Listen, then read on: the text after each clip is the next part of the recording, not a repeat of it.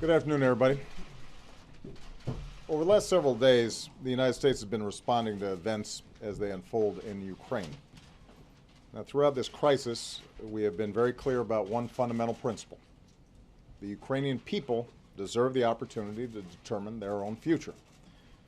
Together with our European allies, we have urged an end to the violence and encouraged Ukrainians to pursue a course in which they stabilize their country, forge a broad-based government, and move to elections this spring.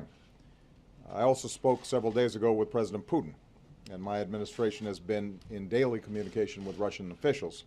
And we've made clear that they can be part of an international community's effort to support the stability and success of a united Ukraine going forward, which is not only in the interest of the people of Ukraine and the international community, but also in Russia's interests. However, we are now deeply concerned by reports of military movements taken by the Russian Federation inside of Ukraine.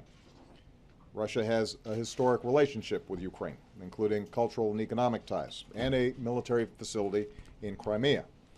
But any violation of Ukraine's sovereignty and territorial integrity would be deeply destabilizing, which is not in the interest of Ukraine, Russia, or Europe.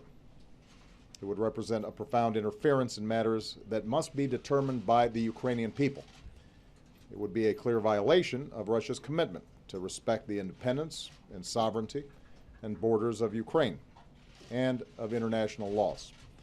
And just days after the world came to Russia for the Olympic Games, it would invite the condemnation of nations around the world. And indeed, the United States will stand with the international community in affirming that there will be costs for any military intervention in Ukraine. The events of the past several months remind us of how difficult democracy can be in a country with deep divisions. But the Ukrainian people have also reminded us that human beings have a universal right to determine their own future.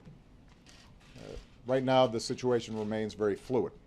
Vice President Biden just spoke with the Prime Minister of Ukraine to assure him that in this difficult moment, the United States supports his government's efforts and stands for the sovereignty, territorial integrity, and democratic future of Ukraine.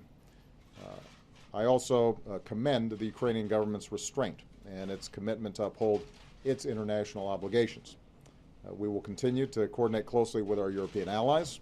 We will continue to communicate directly with the Russian government, and we will continue to keep all of you in the press corps and the American people informed as events develop. Thanks very much.